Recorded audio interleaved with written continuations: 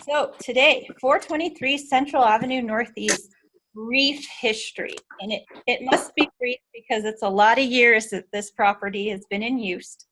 So I'm talking about the history of the address, not the history of the library, not the history of its staff, the history of the northwest corner of Central and Edith and the buildings that have occupied it. So the history of it, also I want to say that this kind of evolved from a tour I gave. So it's a virtual tour plus a history. It's all things in one. So the history of this property dates back even farther than one would think. The history starts with the coming of the railroad. So we all know the railroad came to Albuquerque in 1880, and with it came a huge population boom of Anglos from the east. New Mexico was still a territory, and its infrastructure did not match the sudden growth in population. It became evident very early that there was a lack of education options outside those provided by the Catholic Church. This was, and I'm going to quote unquote, a problem noted throughout the West. In response, the Congregationalist Church started the New West Educational Association, which established non-denominational education in areas of the West that lacked public schooling. Usually a very nominal fee was charged as these schools were classified as private education. The New West Educational Association started the Albuquerque Academy, which is very different from the academy we know today, in 1879. They started in Old Town and then moved to a few different locations downtown. Now, this is a report from October 1889 from the commission stating how desperately a school in Albuquerque was needed. So take a look at number 3 here from this book. The Catholic Church is well fortified in New Mexico and has been for 2 centuries or more. The results are that the native people still rest in superstition and ignorance after a training of 200 years. And circled there is no other hope. So shock tactics worked, and the organization raised $22,000 to build a 3-story brick schoolhouse in 1890. The property for this purpose-built schoolhouse was donated to the New West Education Commission by the town of Albuquerque. And here is a picture of that building. The building was at the corner of Central, then known as Railroad Avenue, and Edith, in the Huning Highlands Addition, Block 13, lots 3 through 6. So spoiler alert, as it's listed here as the public library, but here is that original building that was almost to the curb of Railroad or Central. Unfortunately for the New West Education Association, the territory of New Mexico established free public schooling the following year in 1891. And quite quickly, the first Albuquerque Academy went out of business. No one wanted to pay for something they could now get for free. The building was then rented out to the newly established Albuquerque Board of Education and also to the University of New Mexico for classrooms. So this is a postcard from Special Collections Postcard Archive, and you can see that building right here in the center, which I guess was the music school. In comes a man by the name of Joshua Reynolds to this story. Banker Joshua Reynolds came to New Mexico from Ohio via Colorado with his 2 brothers, all of whom were Civil War veterans. Joshua and his wife, Sarah, purchased the old academy building in 1896. The Reynolds bequeathed the property to the city in the summer of 1900 for the purpose of a library. There has been some who have thought Reynolds was something of a Carnegie, donating land for a library, but as he purchased something that was already gifted from the city, there might have been some sort of legal ramifications involved. And you can see from the scan that is from our deed book collection at Special Collections Starting here, September of '89, the town of Albuquerque deeded it over to New West Educational Commission. And then later in 1900, the Congregational Education Society granted it to Joshua Reynolds, who in turn gave it to the city of Albuquerque. So it's a little bit of a paper trail there. The deed of gift had several stipulations, two of which were and are: the city shall and will forever use and maintain said premises as and for a free public library. Please keep this stipulation in mind. We'll talk about it later. And secondly, the city shall and will improve the grounds with trees and lawns and keep the said grounds and the buildings thereupon in repair and good condition forever. So the Reynolds Free Public Library opened the 1st of May, 1901, and our library system was born. The library was one floor of the former school building, with the other 2 floors still being rented out. Many churches held their services in the 3rd floor auditorium. Here are some pictures of the projected interior of the library. I apologize for the quality of these scans. These are actual tissue paper blueprints, and you can see they were folded up for decades, and they're in our archive. So you can see the library here on the left with the children's room, reference, and the stacks. And this is the 3rd floor with the assembly hall where church services were held.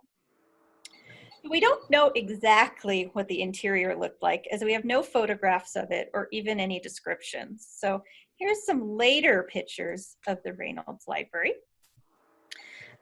In the upper right, you can see, I'm assuming, brand newly built Albuquerque High School here. And there off in the distance is the Reynolds Library, and you can notice because of the clock tower. And the clock tower is prominent in the picture on the left as well. So the clock has been lost to the ages. There's an article in the newspaper asking what should become of it when this building met its end, but there was never anything else about what they did with it, so no idea what happened there. But this clock tower contains the school bell, and the bell has been retained and is still in the library today. So it would remain for the next 20 years. As time passed, there was discussion of remodeling the interior or dedicating the entire building for the library. Here are some blueprints from 1921 of the projected remodel, including the addition of indoor restrooms. So again, apologies for the scans. They are taken from actual blueprints and huge, so I had to stand on a table to take a picture of them. You can see right here in the bottom left the proposed alterations and additions from Feb 1921. The library really pushed for a purpose-built library building instead of reworking the old schoolhouse. A small fire slightly damaged the building in 1923, and that was the last straw. The library board used this as an excuse to knock the Reynolds building down. Library lore and our tour once told of a blaze that razed the Reynolds building. Lore that lasted until someone asked us for more information about this fire, and we couldn't find any. So here's an article from the Albuquerque Morning Journal, 12th of April, 1923. These are both on the same page of the newspaper, but not next to each other. So we have notice, the library will be closed until further notice appears in this paper. And then City Manager Bert Calkins is considering the employment of a watchman for the library because of the coincidence of 3 fires due to spontaneous combustion within the last week. So looking at the library's archives, we can see that, yes, indeed, the library was closed from the 12th of April through the 7th of May due to fire, which you can see right here. But I don't know about you, this sounds very suspicious of spontaneous combustion. But you should also note Clyde Tingley was just itching to get his hands on this exterior stone of the building, which you can see in this picture of the Reynolds building. I'm not quite sure the date on this photo. There's some that think it was close to Statehood Day. That's why everybody's got flags, but they're being waved. You can't really count the stars on them. So Clyde wanted this stone to build a new firehouse on High Street. And anyone familiar with Clyde Tingley knows that when Clyde wanted something, Clyde got it. This is a much later picture of Clyde, but it is part of Special Collections Archive, and I absolutely love it. He's here pictured with Erna Ferguson. So the building that housed the library for 23 years was torn down, and a new firehouse was built on 301 High Street Southeast, which interestingly enough is now a private home, and the stone is nowhere to be seen. So when it came to the design of the new library, there was much discussion. Many women of the library board wanted a nearly exact replacement of the first building, but it was Erna Ferguson herself that pushed for something different. Erna Ferguson, journalist, travel writer, tour guide, was among those who argued the new library should be as much an advertisement for New Mexico as the Alvarado and Franciscan hotels. Here is an article about that discussion. This is from the Albuquerque Morning Journal, the 19th of June, 1924. It says 33 of the women's 34 organizations represented in the Library Association favored the mission style, which is what they are calling it. But Mrs. E.S. Stover of the Parliamentary Club stated that her organization opposes the mission style and prefers something more modern and pleasing to the eye. So every time I'm anywhere near Stover Street, I think of her and how she didn't want our beautiful library that we have today. But Erna won out in the end. The style of the building chosen was Pueblo Spanish Revival. The brick from the original Reynolds Library was reused to create the current building. It is brick covered with stucco to give the appearance of adobe. So here is a picture of Special Collections close to opening day. The architecture and design of the building is still up for debate. Traditionally, the credit has been given to Arthur Rossiter, but recent discovery of the original blueprints suggests it might have been Frank Kimball, city engineer. Currently, we are giving them both credit, and I do apologize, I do not have a picture of either of them. I've searched high and low, but no luck yet. Born in 1876, Arthur Rossiter was an English immigrant. He immigrated to Massachusetts, where he met and married his wife, Grace. They had 2 children, Nellie Mae and Fred. Both of the children had TB, and the family chased the cure. First moving to Pasadena, California, then here to Albuquerque in 1920. Arthur was not an architect, never referred to himself as one. In the city directories, he's listed as a, quote, designer and builder, unquote. Special Collections Library is his only building of note. By the mid-1930s, Rossiter left Albuquerque for Hot Springs, New Mexico. Frank Kimball came to Albuquerque from Texas following his service in the Army in World War I. He was the city engineer from 1920 to 1926. He also had a stint as an associate professor of civil engineering at the University of New Mexico. Frank was employed as an engineer for the State Highway Department, then for the Middle Rio Grande Conservancy District. But in the mid-30s, he began to work for the Soil Conservation Service and moved to Maryland. Here are blueprints from 1924. And you can see here the notation says, drawn in the office of the city engineer. So, but if you take a look, here is the front facade of the library here. If you go back up to how it ended up, you notice the blueprints were missing this little side building or side room. So here is a picture of a house Rossiter designed in Pasadena in the teens. Note a very familiar side room right here. So I'll leave it to you who to give credit for the design of the building. During the construction of the new building, the collection was relocated twice. First to the First Ward School, located on the corner of Edith and Terrace. The collection was at the First Ward School in July and August of 1924. Then it moved to the Central School at 221 West Lead, and it was here from October 1924 through February 1925, when the collection was placed in storage until the new library was complete. The first phase of the library opened in March 1924. Here is a blueprint, Architectural Digest, and you can see this is the main reading room here, the adult reference, and it also contained a basement, which was over about just the back third of the building, so right here. And although our address is now 423 Central Avenue, it hasn't always been. We started with the generic address of located in Library Building on East Railroad Avenue. You better have known where that was.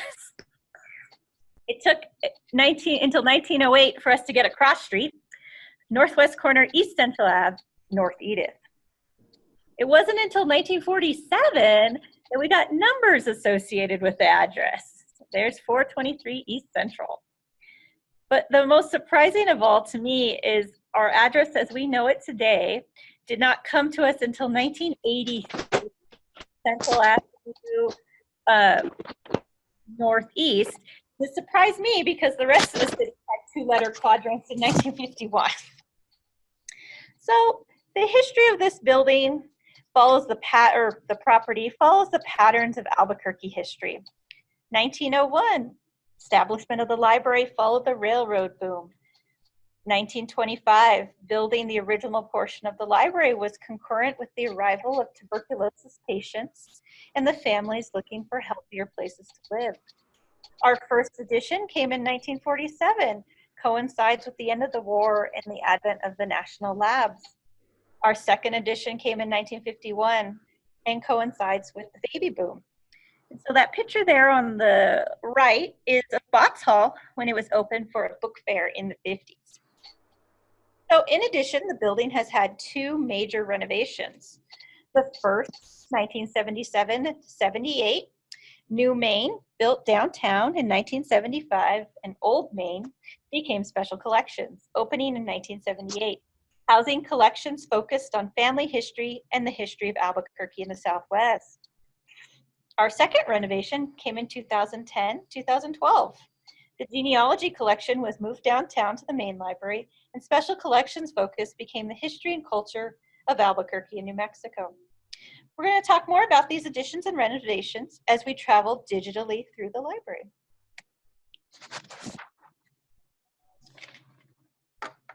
The main reading room.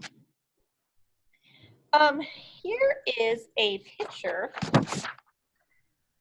of the main reading room, as we call it today, while it was still under construction, side by side with the current view. So you can see, they must have had a wide lens, and I couldn't do it with a photo lens, but you can see this post here is this post here. So you can see what's changed and what's remained the same. The biggest difference you can see is probably the absence of the bookshelves on the bottom in the entryway. You can see right here, and they're gone currently.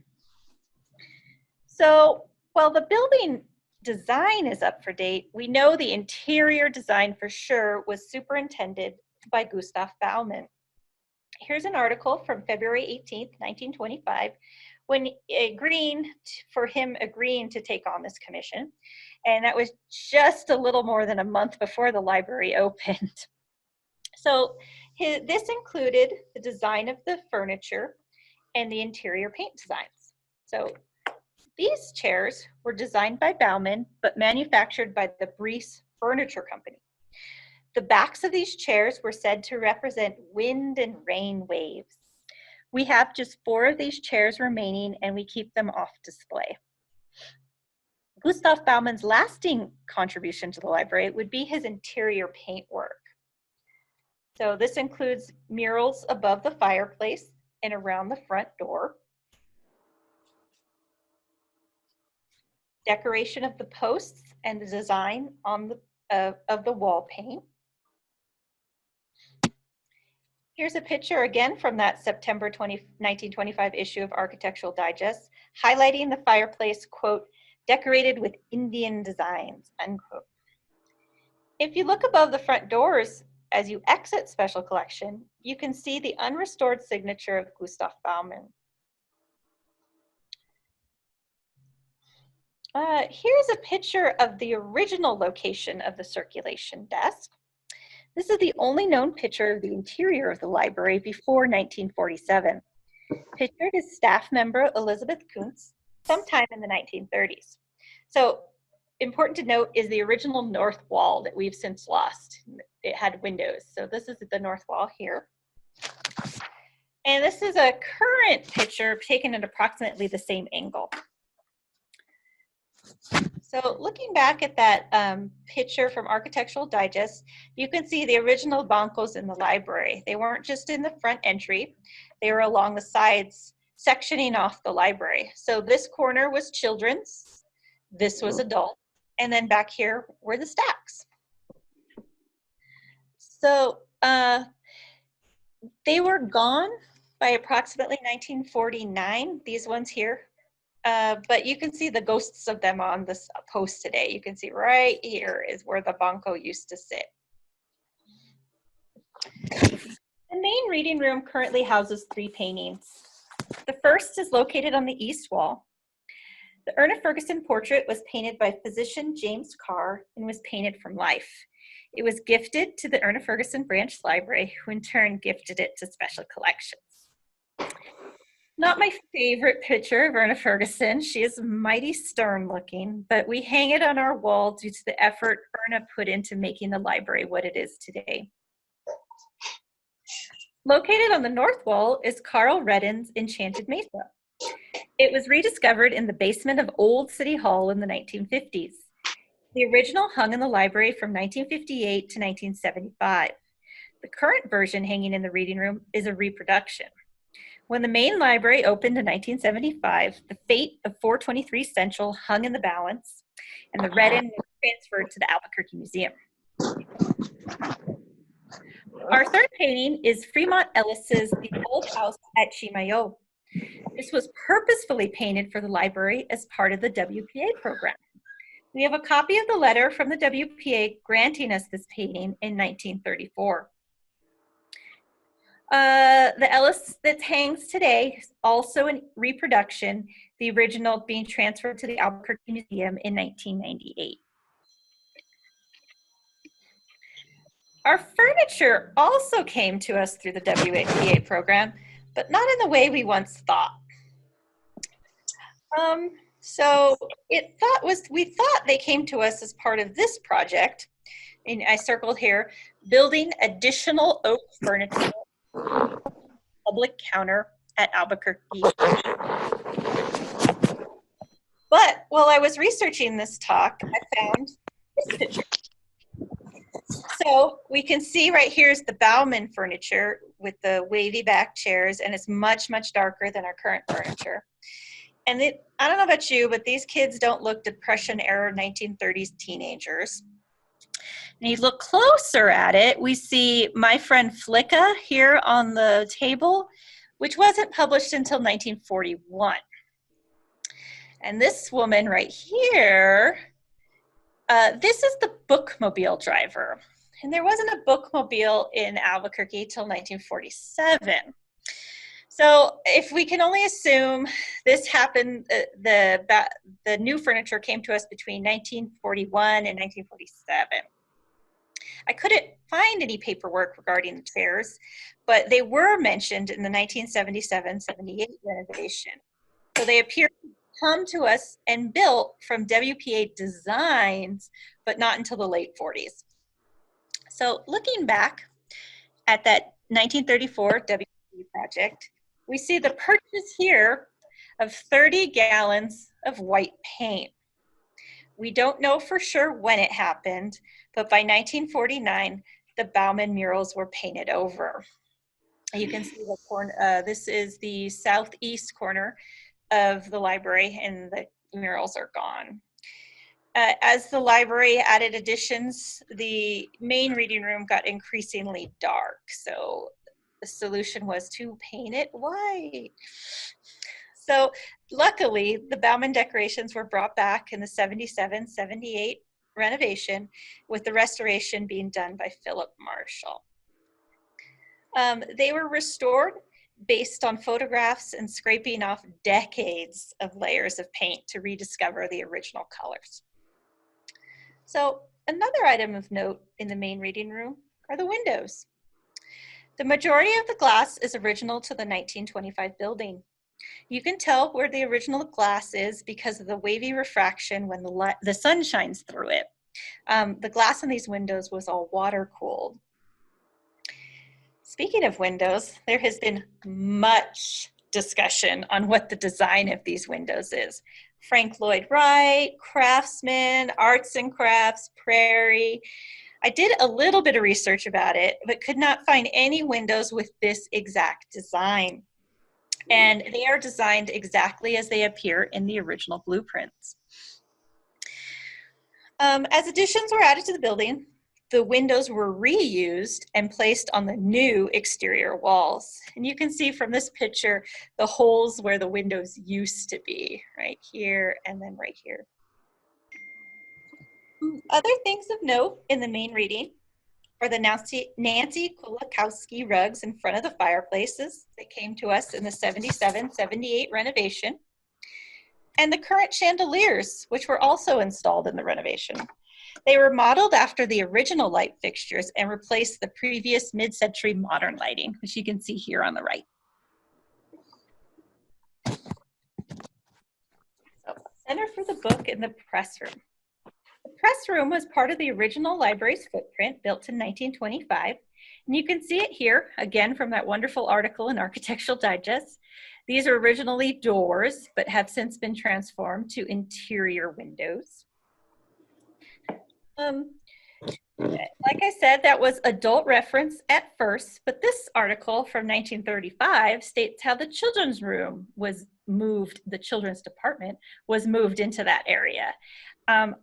Having worked at Special Collections as long as I have, I'm surprised it took them 10 years to realize how voice carries in that main reading room, but the kids got moved over by 1935. So the center for the book was part of the 1947 edition. It expanded the existing children's room. It was funded by the passing of a library bond. The addition was completed by architect Gordon Ferguson and contractor O.G. Bradbury. Mr. Bradbury was chosen as a contractor as he submitted the lowest bid to the city council. So here's a picture of the groundbreaking. It's kind of a who's who of that addition. This is Mr. Bradbury here, the contractor. And we have Harvey Ferguson, architect here. Also, there's your friend and mine, Clyde Tingley, right front and center. This woman with the shovel is Mrs. C.M. Botts. Her name might sound familiar, and we'll talk a little bit more about her. And we have Elsa Thompson right here, who is the librarian and who really deserves a talk of her own one day. She was an amazing woman. So this edition included a workroom, office, staff office, expanded the children's room, added back stacks, and basement storage. The wooden stacks were relocated to a new room and added to the north side of the building. So if we're going to look back at this picture of Elizabeth, you can see the north wall behind her and the stacks in front of it. So in this picture on the right, behind this young gentleman shelving books, is the original north wall. So you can see the stacks were just shifted slightly into this very dark room that, there's no windows or any source of light besides the bulb you can see right here and in between the stacks. So not part of any tour, here is a picture of our basement storage as it appears today. Our basement houses some of the library history archives, but for the most part, still is storage. We keep duplication in the basement. Should any damage occur on the main floor, we have a second copy stored elsewhere. Here's a picture of the children's room, now known as Center for the Book, under construction. First and foremost, you can notice in this picture how close our neighbors were. Like right there, there are no windows on this side of the building because here's the neighbors. The city now owns this property and this is staff parking. But second, you can notice the addition of this door here on the left. The children's room now had its own entrance, and eventually it had its own hours, which were separate from the main library. And children could not be in the main library without an adult with them. So here's a picture of the children's room in 1949. It was fresh and new. So when the main library was built in 1975, the children's room went with it. After the 77-78 renovation, the purpose of the space had to be reimagined. The Center for the Book was the brainchild of former library director Alan Clark, pictured there on the left, who wanted to keep children connected with the history of the written word and the history of printing. The Center for the Book opened in 1983. The Center for the Book contains our antique book collection. These books, picked up for $5 or $10 or accrued by donation, have become a living timeline of the history of printing that spans the 16th through 21st century. These books were purchased for the express purpose of being touched. We want children and adults to see the process that went into making book, the craftsmanship involved. Alan Clark would visit book dealers across Europe and ask to see their junk. All these books have something, quote unquote, wrong with them and wouldn't be of any interest to a book collector. The former entrance to the children's room is now our press room, which houses antique and reproduction printing presses. Also, in Center for the Book, we have 2 of our 4 examples of the 1% for the Arts program. Here is a mural by Diane Stetson that shows a visual timeline of the written word. And apologies in advance for this terrible photography, but it is painted on a curved wall and there was no good way to take a picture of it. So please, when Special Collections reopens, come and take a look yourself. In Center for the Book, there's also a bronze of Robert Louis Stevenson. So, previous users of, I don't want to say old, of Special Collections might have more memories of the mezzanine than more recent users. In November of 1956, the library was closed for about a month for remodeling. The original wooden shelving was replaced by mint green metal interchangeable shelving units. In addition, a mezzanine was added above the back stacks, which you can see in this picture from 1959. It gave us an upstairs. So here's the mezzanine right here.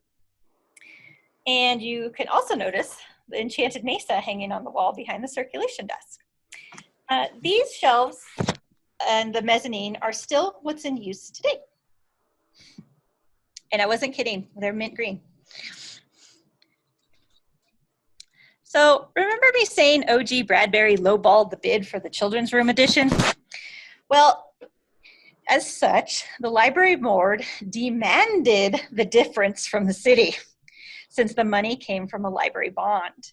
And believe it or not, the library got it. So among other things, the library got a new roof and a garage for the bookmobile. The garage was added in 1948 and was originally level with the alley. So you can see it jutting out the side of the building here. The room was later raised with further additions to the library. It's now called the New Mexicana Room because it housed the New Mexico History Collection from 1978 to 2010. The books currently on these shelves is our collection of fiction about New Mexico or written by New Mexico authors. Should you please take a look at the table. While researching this talk, Kathy helped me by finding some great information about it. During the 77-78 renovation, 2 of the circular WPA tables were reworked into this oval conference table. So people always ask if it comes apart, if it expands, and we're like, I don't know, but we found the plan, so that's why it looks a little bit pieced together. But no, it does not come apart. The West Reading Room was a part of a huge addition to the library that included gallery, auditorium space, the West Reading Room, storage room, an office space behind New Mexicana, and the portico. Again, it was Gordon Ferguson of the architect firm Ferguson, Stevens and Associated that handled that addition. So here is a picture of a concept of the addition that I'm so glad didn't happen, because the entire original building is lost behind these additions to the side and this in front of it. Personally, I like the one on the Bond bookmark addition a little bit better because you can still see the original building. These additions opened on the 4th of March, 1951. And what we now call the West Reading Room was adult reference. So you can see almost the exact same. It's a little staircase that I added, because it was beginning library heads down as you head towards Central. So there's ramps and stairs have been added. During the time of the 1977-78 renovation, these windows pictured leaked very badly. So the 1970s solution to that problem was to brick them in. So during the 2010-2012 renovations, their contractor rediscovered and reopened these windows. I can't imagine how dark this room was before the windows were reopened, but that might explain these fluorescent lighting. The books on these shelves pictured represent about 1/4 of Special Collections collection, and they're all duplicates. Again, the concept of keeping copies in different places. We call this our browsing collection. If we have a book on a topic in the West Reading Room, you can guarantee we have at least 5 more about it in the back. The West Reading Room also houses our map, including a recent donation from the City Engineer's Office.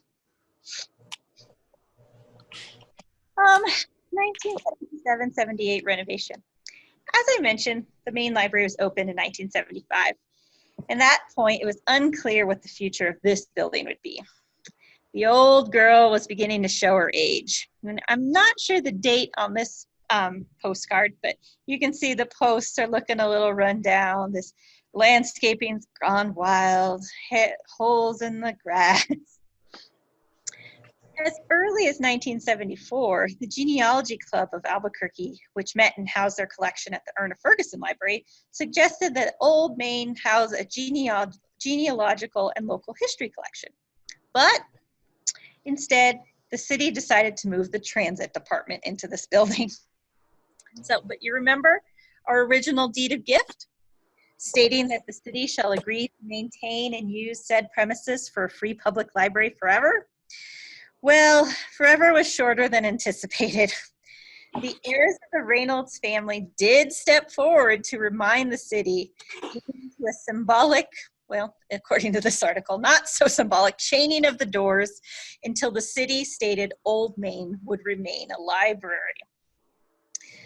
So in 1976, City Council approved the idea presented by the Genealogy Club in 1974. Botts Hall opened, housing some of the genealogy collection, while major renovation of the building occurred. The renovation was completed by Stevens, Mallory, Pearl, and Campbell, PA, construction done by Bill Stuckman Construction Company.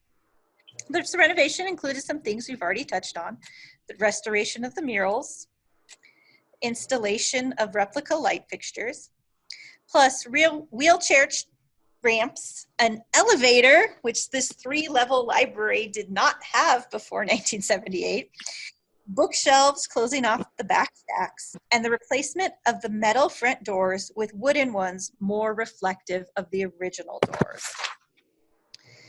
And bathrooms on the main floor, which didn't exist before then. The public bathrooms were located in the basement down a dark and rickety staircase. And though we lost both the bathrooms in the basement and the staircase in the renovation, you can still see ghosts of these features hidden in storage space now. So this is one of the library maintenance's storage facilities, but you can see the staircase right here. Well, Botts Memorial Hall, which is its full and proper name, was part of the 1951 edition. here's a picture following the addition of the portico. So this addition, we said, opened in March. Apparently it was a very, very cold winter, and you can still see ice and snow on the ground here. Botts Memorial Hall was named for Mr. Clarence Milton Botts, Jr. His father was a local judge, and his mother was a member of the library board. So he gets an auditorium named after him, right? Well, there's a little more to the story than that. C.M. Botts Jr. was a true son of Albuquerque. Born and raised here, he attended Albuquerque High, graduating in 1936. In our collection, we have one of his textbooks in which he doodled his initials. He attended 2 years at the New Mexico Military Institute before transferring to UNM. After graduating UNM, C.M. attended Harvard Law School. C.M. left Harvard when he was inducted into the Army in 1941. Lieutenant Colonel Botts was an airman who flew missions in the Pacific Theater. He was killed in action on the 16th of May, 1945. As quoted in his receipt of the Distinguished Service Medal, Lieutenant Colonel Botts' intrepid actions, personal bravery, and zealous devotion to duty at the cost of his life exemplify the highest traditions of the military forces of the United States. As stated in this article from the opening in 1951, Botts Hall was named not just for Lieutenant Colonel Botts, but for all the men who gave their lives. And Botts Hall formed a very important function for Albuquerque. At the time, there was no public gallery space nor any real meeting spaces for the city. Botts Hall functioned as an art gallery and meeting room. Also, at one time, housed the performing arts collection for the library system. To show you how much Botts Hall was used, here is a schedule from March 1959. So this is all the things and meetings and events that were held at Botts Hall.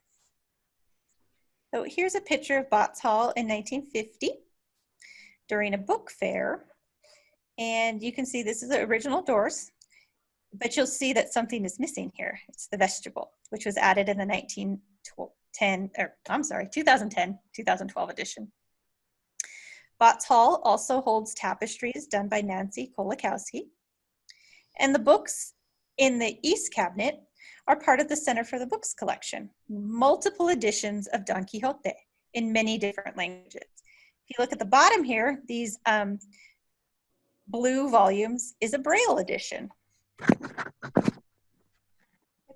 Briefly want to discuss the 2010-2012 renovation, as a lot of the renovation happened in Botts Hall.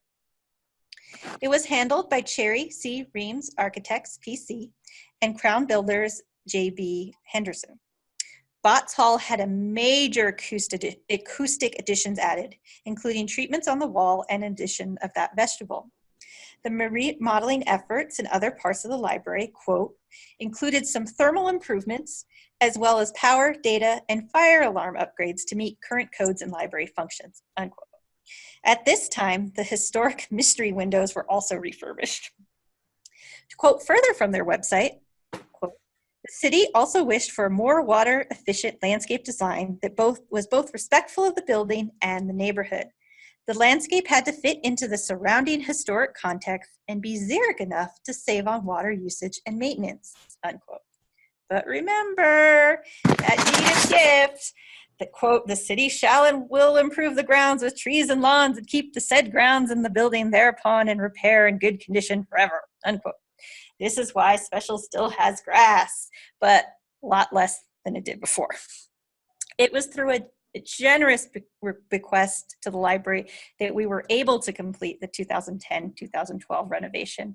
This bequest came from jeweler and artist Tom Thomason. Here's a picture of him from 1962 from part of Special's collection, Memo Magazine, that was digitized along with Janet Cromer's shop-in notes. Our courtyard also has 1% for the art pieces. The first being a courtyard, the gates themselves that were based on one of Tom Thomason's designs. The other is a statue called The Book Warden by Melissa Zink. It's a cast bronze like Rodin's Thinker, and there are other copies of this statue in existence. If you notice, the book warden is sitting on a former fountain that was added in the 1951 edition and will hold water if it rains a lot. This courtyard also holds the last bit of trivia about 423 Central Avenue Northeast. This is our jujube tree. And sorry, but this picture I took in February, the last time I was working on this talk. This tree is a volunteer tree, meaning it was not planted but grew of its own accord. No one is sure when the tree took root, but it was not in any photos pre-1955. This jujube tree species was brought to Albuquerque in 1910, and at least a few were planted in Hueneme Highlands. A 2008 inquiry from the UNM horticulturists suggests this might be the only remaining example of this type of jujube tree in Albuquerque. So I leave you with my very favorite image of special collections owned by the Palace of the Governors, and give thanks for your time today.